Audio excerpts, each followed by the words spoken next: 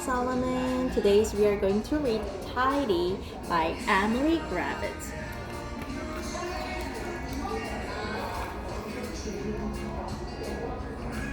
Okay, let's read it.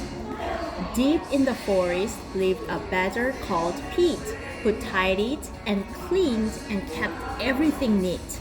He tidied the flowers by checking each patch and snipping off any that didn't quite match. He tidied the fox by grooming his fur.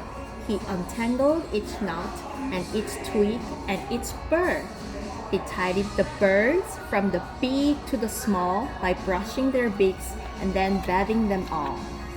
He picked up stray sticks, he swept and he rubbed, he polished the rocks and he scoured and he scrubbed. So when a leaf fell, well, Pete tidied up, but still he wasn't happy. Now the trees looked bare and scrappy, and so to make it all look neat, Pete undertook a mighty feat.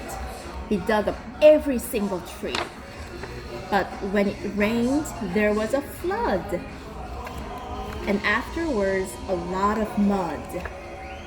Pete called in the diggers, he called in the mixers, he called in the concrete, the rakers, the fixers.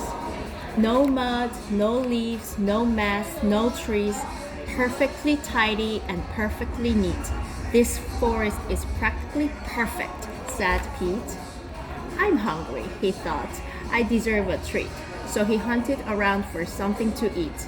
But the beetles and worms that he usually found were under the concrete, deep in the ground. And so Pete decided to go home instead. If he couldn't have dinner, he'd go straight to bed. But when he arrived and took out his key, there wasn't a door where the door used to be. Later that night, Pete tossed and he turned. His belly was empty. He rumbled and turned. As he lay in his mixer, wide awake, he started to think, I have made a mistake. So the very next morning, when it got light, he set about trying to put everything right. Then the animals came from the strong to the weak, and they lent him a paw or a claw or a beak. They put everything back as it always had been, but maybe less ordered and not quite as clean. And Pete, well, he promised to tidy it up less, but if he succeeded, it's anyone's guess. Okay, how was it? Did you like the book? I like the book.